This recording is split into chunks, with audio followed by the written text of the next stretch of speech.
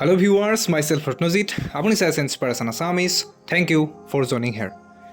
মাত্ৰ 500 টকা মাহত ইনভেস্ট কৰি পেলাই আপুনি কোটিপতি হ'ব পাৰিব বুলি ক'লে আপুনি বিশ্বাস কৰিবনে? নিশ্চয় এইখিনি কথা কোৱাৰ লগে লগে আপুনি হয়তো মোক ক'ব যে আপুনি আসলতে এনেকুৱা কিছুমান কথা কৈছে যেটো আসলতে ইম্পসিবল। কিন্তু এনেকুৱা ধৰণৰ ইম্পসিবল কথা যে আসলতে পসিবল হয় সেইখিনি কথা আপোনালোকৰ মাজত দাঙি ধৰাটোৱে হৈছে আমাৰ দৰে কন্টেন্ট ক্ৰিয়েটৰ বিলাকৰ কাম। আৰু আজি সেই বিষয়ত আমি ডিসকাস কৰিম বিশেষকৈ যিসকল চাকৰি প্ৰত্যাশী আছে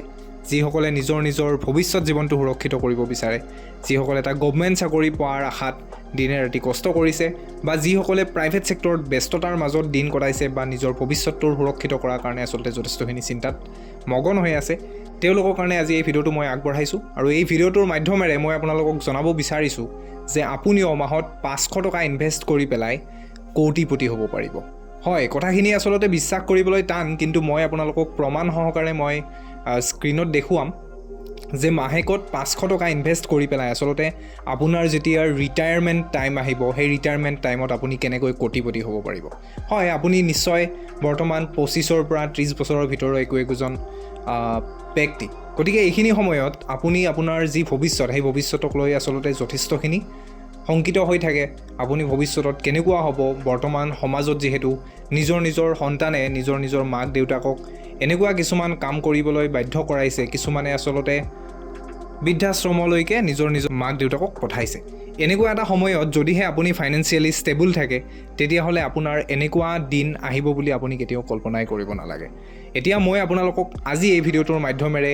এনেকুৱা কেইটামান ইনভেষ্টমেন্ট পলিচিৰ বিষয়ে কম যিকেইটা ইনভেষ্টমেন্ট পলিচি আসলতে আপোনাৰ যি ভৱিষ্যত জীৱন সেই ভৱিষ্যত জীৱন সম্পূৰ্ণ সুৰক্ষিত কৰিব পাৰে আৰু মাত্ৰ 500 টকা এটা আপুনি যদিহে মাহেকত ইনভেষ্ট কৰে তেতিয়া হলে আপুনি 60 বছৰ বয়সত আপুনি ৰিটায়াৰমেন্ট হ'ব। ৰিটায়াৰমেন্টৰ পিছত আপুনি নিজৰ জীৱন খুব ধুনীয়াকৈ উপভোগ কৰিব পাৰিব এজন কোটিপতি হিচাপে। তো আজি সেই বিষয়ত আমি ডিসকাস কৰিম আৰু আজিৰ এই ভিডিঅ'টো আমি মিউচুৱেল ফাণ্ডৰ ওপৰত ডিসকাস কৰিম। হয় বহুতে হয়তো জানে বহুতে হয়তো নাম শুনিছে আৰু বহুতে হয়তো নাম শুনা নাই। মিউচুৱেল ফাণ্ড হৈছে এটা ইনভেষ্টমেন্ট প্লেটফৰ্ম য'ত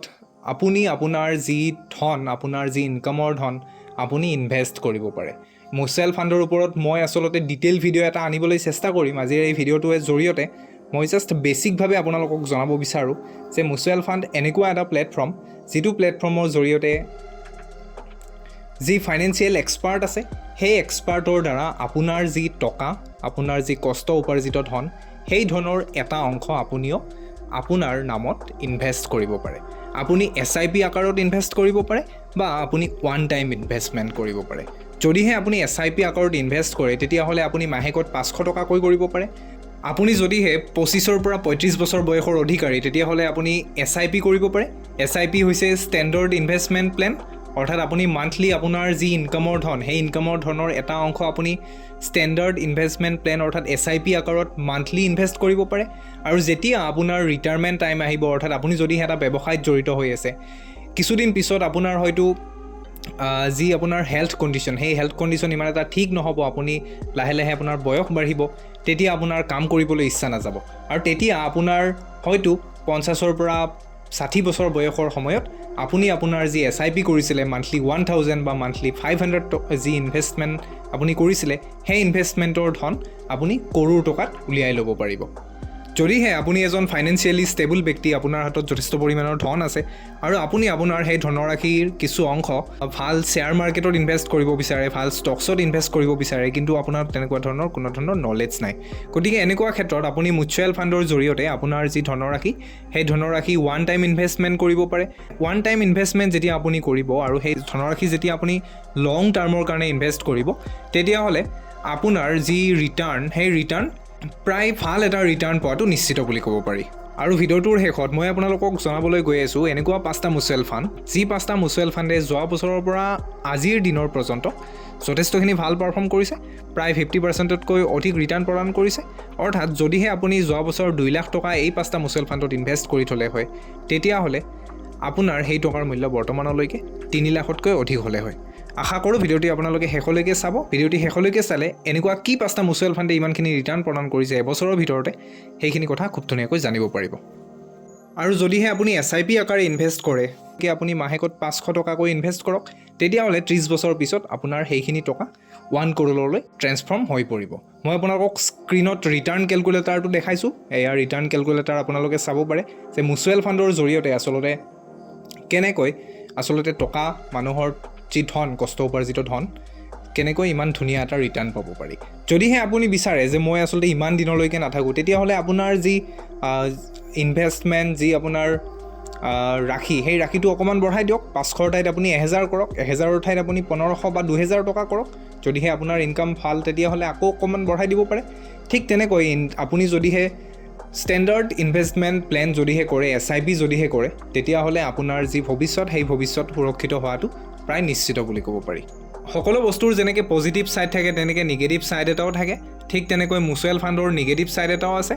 কাৰণ মিউচুৱেল ফাণ্ড সম্পূৰ্ণৰূপে মাৰ্কেটৰ ওপৰত ডিপেণ্ডেণ্ট হৈ থাকে আৰু আপোনালোকে নিশ্চয় জানে যে মাৰ্কেটৰ উত্থান আৰু পতন দুয়োটাই থাকে গতিকে মাৰ্কেট কেতিয়াবা আপ থাকিব পাৰে কেতিয়াবা ডাউন থাকিব পাৰে ঠিক তেনেকৈ আপোনাৰ মিউচুৱেল ফাণ্ডৰ পৰ্টফলিঅ' কেতিয়াবা আপ থাকিব পাৰে কেতিয়াবা ডাউন থাকিব পাৰে গতিকে আপোনালোকে ইনভেষ্ট কৰাৰ আগতে আপোনালোকৰ যি ফাইনেন্সিয়েল এডভাইচৰ্ছ আছে ফাইনেন্সিয়েল এডভাইচৰ্ছ বা নিকটৱৰ্তী বেংকত পৰামৰ্শ লৈ পেলাইহে ইনভেষ্ট কৰিব এই ভিডিঅ'টোৰ দ্বাৰা মই আপোনালোকক কোনো ধৰণৰ ইনভেষ্টমেণ্টৰ কাৰণে বা কোনো ধৰণৰ SIP বা ওৱান টাইম ইনভেষ্টমেণ্ট বা শ্বেয়াৰ মাৰ্কেট বা